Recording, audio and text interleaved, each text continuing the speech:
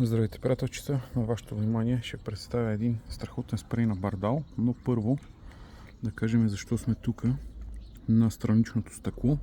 Тъй като колата дойде от Америка, беше с много силно затъмнено фолио.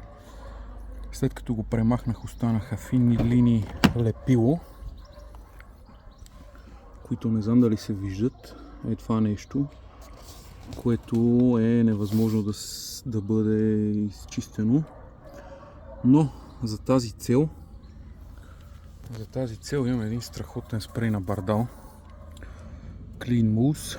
Този спрей е подходящ за почистване на упорити замърсявания, именно такива участъци, които има лепило от тиксо, от фолио и така нататък.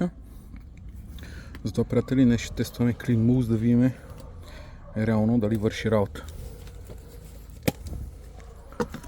Така. Взимаме спрея, разклащаме го преди употреба и започваме да пръскаме.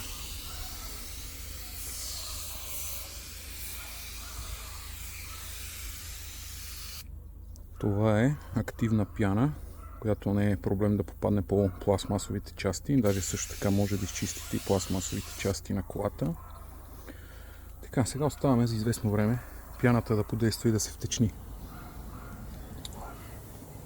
Преди това ще забърша тук пластмасите, за да ги почистя хубаво.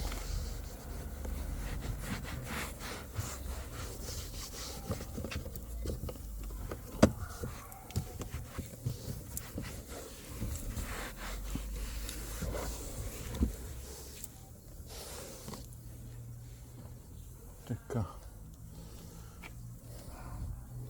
Вече пяната е почти втечнена. Взимаме пластмасова шпатулка и започваме да чистиме. Вие може да видите за какво нещо става въпрос. Тези неща започват да изпадат. Така, нека продължиме. Ето. Това са остатъците от лепилото и ще трябва да изчистиме всичко. Може да се наложи няколко пъти да повториме процедурата, за да сме сигурни, че премахваме абсолютно всичко и така. И, приятели, за да получите този страхотен спрей на Бардал Clean Mousse, може да посетите сайта ни Реновация.bg и да го закупите с 10% отстъпка. Благодаря ви.